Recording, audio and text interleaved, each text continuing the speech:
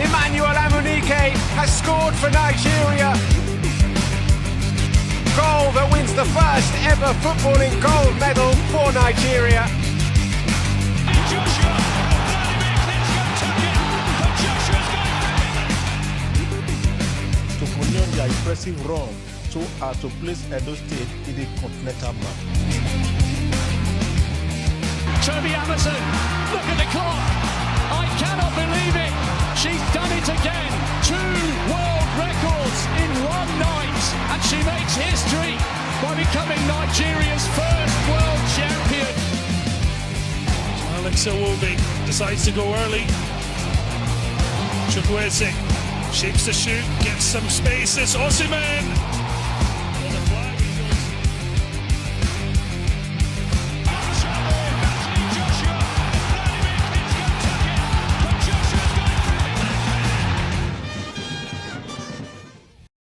Yes, what a time to talk Nigerian sports. I must tell you, Nigerians have been Mount Eagles Ouster as far as the 2026 FIFA World Cup is concerned, but for stakeholders, it's time to set out a new trajectory to take our sports to the next level. They say something must give way if we must move from where we are this time to where we should be in years to come.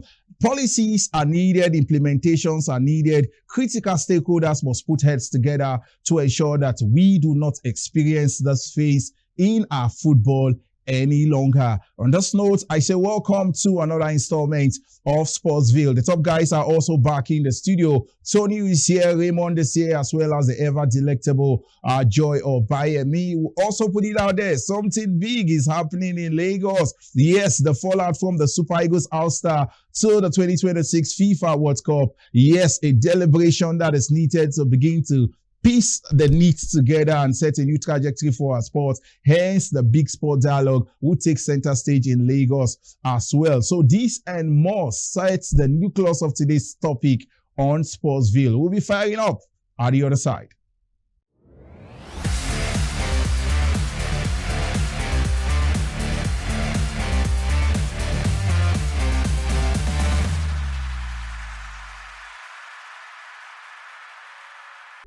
Welcome back. The show is Sportsville. If you just joined us, we are just getting started. I must tell you, I have to bring the smiles back on my face. It is needed for our everyday life, regardless of all that transpired in the course of the week. We have Tony Ubani in the house. Tony, it feels good to have you back. Thank you so much, Matthew. I'm still in a trance because each new day that I wake up, I wake up with so much pain, regrets, and of course thinking that, the draws that were done recently would have just seen Nigeria just, stroll, to qualify for the World Cup. It's still painful, Matthew. It hurts. And then we also say welcome to Joy of Bayemi, the lady of the house, the ever delectable beauty and brain. We call her. Joy, it feels good to have you back. It feels good to be in the studio. Matthew, I'm also exhilarated from the pain we have been, put through by our own Super Eagles. And of course, it's good to be in the midst of great men like you who have experienced such too many heartbreaks, but you know how to bounce back. So I'm tapping my strength from all of you in the studio this morning. Yes, what a day to also have Raymond in the studio. Raymond, what a day to have him around. Raymond, feels great to have you here. I can smile. I can afford to smile because there's nothing happening now that is strange to me. Absolutely. I've said all this before. When I said sack the board of the Nigerian Football Federation many months ago, or many years ago, right from Pinika Maju that introduced terrible football, terrible coaches into our football, down to his the man who took over from him. Talk about Ibrahim Musa Gusso is being stress and worries for Nigerian football. And perhaps that was why I told Mr. President, sack the board of Nigerian Football Federation so that we don't let many Nigerians die of heart attack from football that is, organized by people who are not passionate about the sports. Maybe the presidency, they have their hands full too, but we are praying that somebody will save us from these terrible men in charge of our football one day. Yes, but before we talk about the Super Eagles, something also happens in Lagos as far as grassroots football development is concerned. The grand finale of the Spice 5-a-side Nigeria Street Soccer Tournament took center stage in Lagos, and Sportsville was there. We brought you this report. Enjoy the best of street soccer. Welcome to Sportsville News Train. I am Nengi Ernest Ademola. It was a carnival-like atmosphere at the Stable Sports Center in Lagos, as over 1,000 fans and spectators converged for the grand finale of the 2025 Spires 5-a-side Niger Street Soccer Tournament. The rapturous crowd couldn't hold back their excitement as on-air personality Ezugu Chukwudi ensured they weren't left out from the action with exciting pre-match side attractions. 1, 2, 3, go! Oh yeah, go, they go, follow them, they go. Yeah, oh yeah, throw the ball quickly. Let's go. Next person. Oh yeah, next person. Try. Quickly, just try. Quickly. Oh yeah, they go. Lagos Island-based club White Tigers retained the title they won last season as they emerged back-to-back champions. The coach Emmanuel Olam tutored side defeated Papa SA Football Club 4-0 in the pulsating encounter. This year is very tough competition because I can't say that the first edition, most people didn't know our tactics. But this year, plenty of people come together and know our tactics. If you watch out the first game of the tournament, we go on draw with a team that we know that we should have beat them hands down. But God made everything easy for us. When we go back to home and do our techniques, all our homework, then God give us the victorious. Yeah, it was an interesting one. A lot of great things. But I always believe in my boys because I'm specialized on 5-a-side games, so it's always easy for me. But I believe God is always doing His work for us too. It's a great one. I would say big thanks to Spires 5-a-side because this is not an easy tournament, and they are really trying for the community. So I'll say it's a wonderful one. White Tigers went home with a prize money of 5 million. Papa SA received the sum of 3 million as runner-up, while Greater Tomorrow FC pocketed a consolation prize of 1 million after they defeated Checkers United 3-1 to claim the third-placed honours. For the individual honours, Ojo Rahman finished as this season's top scorer with 14 goals, and he also emerged as the MVP of the tournament. He received the sum of 500,000 for both awards. Coach Emmanuel Olam of White Tigers got 250,000 as the coach of the tournament, while the Golden Glove Award went to the goalkeeper of Papa SA, Sadiq Ridwan, who received 250,000 cash prize as well. I have to congratulate the organizers. They have done well. Last year I was here, I saw what they put up, and this year again I'm seeing the same thing. And I have to thank all of you for putting a great event like this. And it's left for the boys to grab this opportunity and showcase their skill, what they have. You never can say there may be a scout around who will just scout any of the players. So for me, I believe it's an impactful initiative. It addresses situations where people have to show their talent and all that. I think it's a good one. It's impactful for those who have the talent in football. For those who need to also unwind, it's also a way to come and watch and understand how it is to get talents from the grassroots. I think it's a good one. I think it's sustainable, and I see it coming on every other year as well. Well, the truth is that the corporate world has never shied away from genuine initiatives such as this. And we can see the impact here. We see the youth. We saw over 1,000 youth earlier. It's actually an opportunity to catch them young as well. And I believe that the corporate world is not going to shy from it and will be seeking more opportunities to partner. The initiator of the tournament, Dr. Bankole Alibe, said Spires will continue to sustain the standards as they hope to build on the success of this year's event ahead of 2026 and beyond. Quite challenging, but it's quite rewarding as well. It's been a long walk. Remember when we started this year, we decided to change a few things around. We introduced the age restrictions, we introduced the strict identification of players, and so on and so forth. And it actually has really helped us because, as you can see, just behind us here, we have Papa SA, who most of their players are just below the age of 20, and they are one of the promising teams. That they speak to the future of Nigerian football. And also, like I said, we introduced new things this year. We have our street food section, we have our tech section, we have training people, capacity building as usual, and so on and so forth. Yeah, so it's been quite challenging, but again, it's quite rewarding. As you can see at the beginning, we had over 800 people that has been part of this experience, and we still have a lot of people still coming in. It shows that if we do things right, a lot can change for Nigerian football.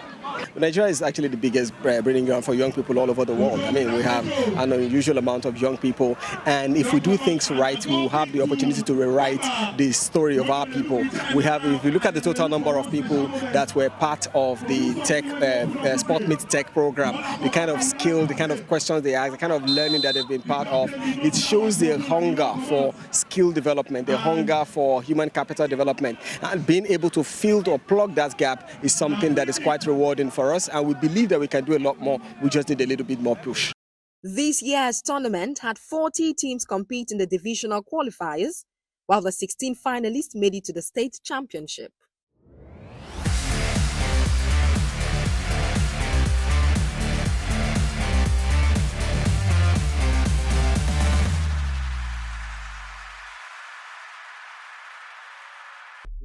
Yes, it is important that we also continue to look at other ways we could get the next generation of superstars, players that would don the colors of the Super Eagles in no distance future. Plenty to celebrate as far as the Spice 5-a-side Nigeria Street Soccer Tournament is concerned. Raymond, you reported this event from the divisional stages to the finale. To the last day. Yes, your thoughts. I almost didn't want it to end. Yeah. I must say, I mean, really enjoyed myself. It was fun. And 5-a-side, apparently confirming that when you're a good footballer, you don't need the regular pitch to confirm that you're good enough. We saw drama, we saw classic football, and of course, we saw youths being empowered, not just football alone now, because there were other things, that really went to different, footballers, different groups that featured. And just imagine, beside Moniz going to most valuable player, goalkeeper of the tournament, coach of the tournament, and all of that, there was also 5 million naira won by the White Eagles. White Tigers. White Tigers that beat Papa FC in that final. Yeah. It is one championship I remember for a long time. And I want to challenge all corporate corporate groups to emulate this effort of Spice 5-a-side, Bankole, Alibe, and his men are doing a good job. And of course, they remain heroes as far as football development is concerned. Yes, they need all the encouragement they can get at this time. The best you could get anywhere, I must say it, anywhere on the African continent. The Spice 5-a-side would continue to lift the game, the words of the initiator, Dr. Bankole Alibe. Before we also come to the studio to talk, let's hit the street to hear what Nigerians are saying as far as the Eagles' failure to qualify for the FIFA World Cup is concerned. The words out there is, who is to blame, the NFF or the players? For me, both, but I will give the NFF the most blame, to be very honest. I will say because of the fact that they don't really care so much. They don't show care for the national team on any level, to be very honest. I heard we've used 3 coaches in the past 2 years. And look at what has come about it. We can't even qualify for a World Cup where Africa was given 10 slots. 10 slots. It's so terrible. Looking at this, our last loss. Like imagine a whole Nigeria not qualifying for World Cup when Africa was given 10 slots. The time we're giving few slots, we even used to try. But now we're giving 10 and we're not able to qualify. How much more? Okay, now, this last match we lost. Everybody is on. It was the coach, it's the whole board as a whole that is the issue. Both starting from players to the NFF and everything. Is everybody is meant to be blamed. Now, ordinary allowance, they are even owing. How do you expect this player to put more effort? Who we go blame? We can't blame one person precisely. Is that everybody should be blamed. But we need to put our hand back on the deck. This time around, we know we don't fail. So we need to come together again so that everything goes on right. So to me, I'm not going to blame anybody, but we failed to get it earlier. And other countries have started coming up. No countries waiting anymore. So that's what happened. So the lucky ones get it right. We're not lucky for it right now, so it's all about luck. Next time, I believe, more than luck will be with us and we'll get it right. These players, look at them playing for their club, performing, indeed is performing. Ekon Osimhen is like currently one of the best performing strikers currently. So actually I'll blame the Football Federation for we not qualifying for the World Cup because they could actually have done better.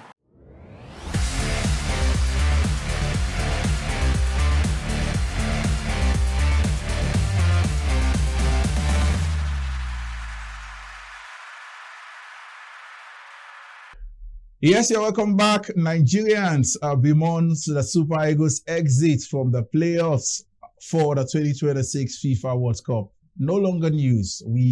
Nigeria's flag won't be hoisted at the event. Tony Ubani, what is the way forward? It's time for overhaul. The NFF, the players, I think at this time, everybody must know where they stand for us to be able to advance beyond where we are at this time. It is far beyond just tendering apologies. Yeah, Matthew, I absolutely agree with you. There is apology, too many apologies, becomes, useless sort of, because last time we didn't go to Qatar, there was an apology. And this time around, there is another apology. And of course, these apologies do not, go to the root cause of everything. Like you said, I think what we look at now, Matthew, is just for us to look at what is it that can transform Nigerian football? What is it that we can do that will make us, strong and big again? And I think, we start from administration. It has been the headache. It has always been the stumbling block of everything we do. Matthew, if you do not have, people who are passionate, people who know these sports, people who love the sports, people who want to contribute to the development of the sport, not hungry people, not people who are out there to enrich themselves. That has always been the difference. There are passionate people that can work even without salary because there's so much love. It's a thing of joy for them to contribute to sports. That's what they do. That's the passion they have. And then it's another thing for you to bring politicians. So many politicians have been, brought, to envelope Nigerian football administration. That's why we're not making any headway. That is one. Let's look at the administration. Those who have overstayed, Matthew, should be, kicked out. It will now allow for a very good chance for very young, articulate, brilliant people with passion to come on board. I remember when Shego Degwami ran for this, there are a lot of hurdles. There are very young, what Peter Side wanted to do, and then this other guy, Dr. Chris Omerwa, my brother. These are very young, articulate people that are current, people who know what it takes to move football forward. But then they bring a lot of hurdles. These are some of the things we will start now, Matthew. Once we begin to dismantle these things, I think it will pave way, for younger, brilliant, articulate people to come on board and, of course, remove and reduce the influx of selfish politicians who are out there to grab and grab and grab. Joy, now let's talk about the players now. This team has been called over time the Victor Osimhen's Eagles. Take out a Victor Osimhen, the team becomes incapacitated. We've seen that in several games played by the Eagles. Over-reliance of Victor Osimhen. And those players, starting players, needs to also give way. It's time for certain players to say bye-bye to the Eagles so that we can begin to look out for younger legs to support those who truly can get the job done. I wish what you have said would be possible for it to happen. Yes, Victor Osimhen is the team, is the face of the Super Eagles, and without him, they cannot function. And we have seen that over and over again in most of the games that we played during the qualifiers. And of course, talking about players who have overstayed, they have stakeholders, they have people who have put in so much money for these players to be in the team. There's no way you can take them out. Yes, there's no way you can take them out. We'll keep seeing them, we'll keep recycling them back in the team every now and then. There's no way. See, we don't have a production line. What do I mean by production line? Where are we grooming our players? Yes. There's nowhere. And if you don't have a production line where we can go back and say, okay, you come on. There's no way we can. Where is our under 17? Where is our under 20? At some point, we saw Victor Osimhen, we saw Samuel Chukwueze in the under 17, the under 20, and now they play for the Super Eagles. Where are those players that will don the Eagles colors in 5 years? That's why I said there's nowhere we can really go to get these guys from if we don't go back to where we can produce our own. Time passed, we have our own players, our home-based players. We just pick maybe 2 or 3 players abroad to join the team. But now we don't even have. because we saw what happened at the home base Chan Eagles. Yes. It was a complete sham. It was a complete shame of what happened to these boys. And now, where do we go from here? I'm trying as much as possible to put myself together to understand where are we going to get these players from. So we'll keep recycling these boys over and over again. That's why they are so spoiled, over pampered, very indisciplined set of boys. I think this is the worst set of egos we have ever assembled in our nation. Very interesting. And Raymond, now let's talk about the GAFA. We can't talk about the team, talk about the NFF, and not talk about the inputs of the GAFA. Some persons would say Victor Osimhen covered the ineptitude of Eric Chell when he got back to the team. That Eric Chell was completely exposed in that game against DRC. Is Eric Chell still the man to lead the Eagles to its glory days? Yeah, I don't have any problem with Eric Chell. NFF will remember for almost 1 year they were saying, Don't take me to the NFF too. No. I know where I'm going. No, let's talk about the coach. I said they brought him. Let's talk about the input of the coach. The NFF people who don't know football brought Eric Chell. And we really wanted to see how good Eric Chell is. And here he is, without Eric Chell, I must tell you, perhaps we wouldn't have been even talking about Congo Democratic Republic. But we knew that Eagles had been a collapsed job before we started talking about playoffs. So I must say kudos to this young man. Eric Chell brought some life to the Eagles. Otherwise, some of us were sleeping when we cover Eagles matches. Some of us, for me now, besides Victor Osimhen, I might not even recognize any other Super Eagles player.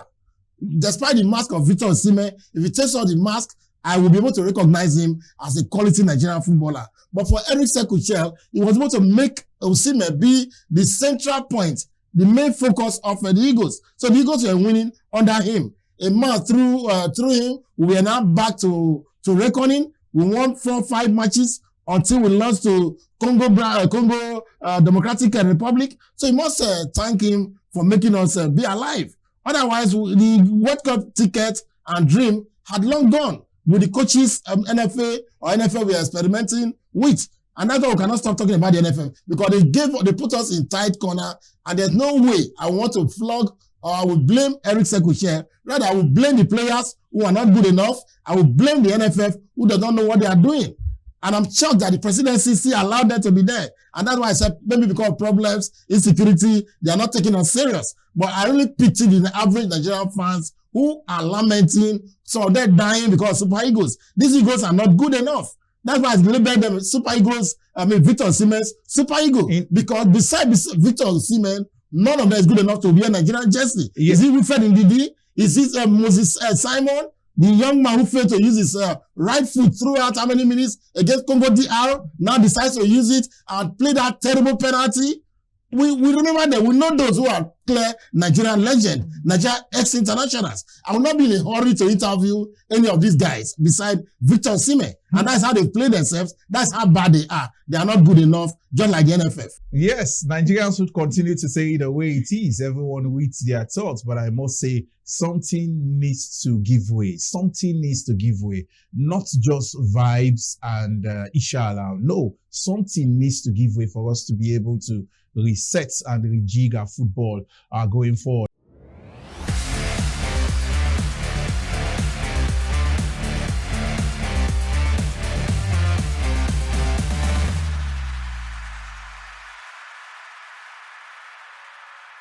Yes, you're welcome back. We told you it's time to set a new trajectory for Nigerian sports. Hence, top industry stakeholders would converge in Lagos to discuss what needs to be done to take our sports to a new height. The guys behind the idea, the initiative, the big sports dialogue will take center stage in Lagos, and we have one of the members of the team, the initiator, being driven by some journalists with the best of mind. We have Jerome in the house, and it feels great to have you here, Jerome. Glad to be here. Thank you. Jerome, let's focus on what is about to happen in Lagos. I think this is the first of its kind, going by the quality of speakers lined up for the event that is to come. Talk to Nigerians. What is the initiative all about, and what truly is it set out to achieve? If you look at it, you will understand fully well why this big sports dialogue is very, very important. For instance, if you can struggle in a group of Rwanda, Lesotho, and at the end don't qualify for the World Cup, that's why we need such a big event, because we've swept too many things under the carpet. We've been too quiet for a long time. So the big sports festival, dialogue is the place to be. This is the kind of event we need to reshape our sports and bring back our glory days. If you look at the caliber of people that are coming for this event, you have no doubt that it's going to be one of the biggest, not only in Nigeria, but in Africa. I've seen a couple of persons, or despite those on the screen, we could see the former governor of Lagos State, we could see Oseni Orufai, we could see the NSC chairman, the DG of the National Sports Commission. This is a gathering of heavyweights across various walks of life. Let's look at the projection for this event, what we want to achieve with it, and what will be the follow-up plan to ensure that what we are able to project is also followed through in terms of implementation. What we want to achieve from this kind of event is that if you look at what happened in Rabat, with such a big event, that won't happen again, because if we had done our homework properly, we won't have players protesting before a very crucial game, before a very crucial tournament. And at the end of the day, we didn't qualify. So with the big sports dialogue, everything will be in place, because this is not going to end about talking. There are modalities in place that will follow up on these guys. If you look at it, the Sports Commission is involved. The ex-governors are involved. So it's not going to be one of those kind of talk show that will just talk and sweep under the carpet. We'll get to them, we'll be on their toes. We'll make sure that everything is in place. This one is not going to be like those ones you just talk and go, because right now, we can't be losing our athletes to other countries. Nobody said anything about it. We've lost Francis Obikwelu many years ago. It was just, we just spoke about it and we left. Favor Ofili came, she's gone. Look at Super Eagles. Look at Super Eagles. Look at what is happening. Look at our under 17, our under 20, our strong points. We're not even doing anything again. So right now, the big sports dialogue is the place to be, to address all that. And we'll definitely get our sports back to where it belongs. Yes, I will build up to that event holding in Lagos precisely tomorrow. All is set, I must tell you, and the best brains are truly behind it, and we would continue to give our support. We just hope that whatever is said, whatever paper is created from that gathering is also properly followed through, and implementation is key, just as Tony Obani has said. We'll be signing out at the other side.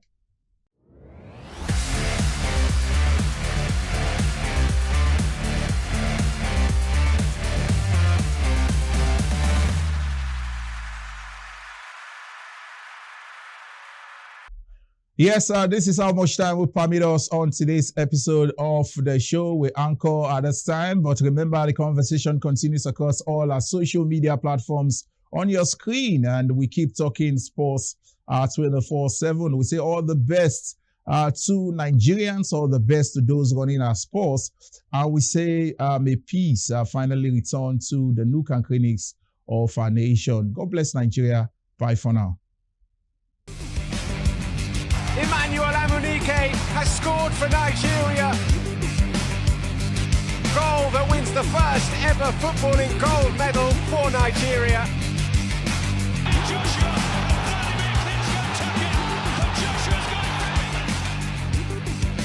To continue their impressive run to place Edo State in the continental map.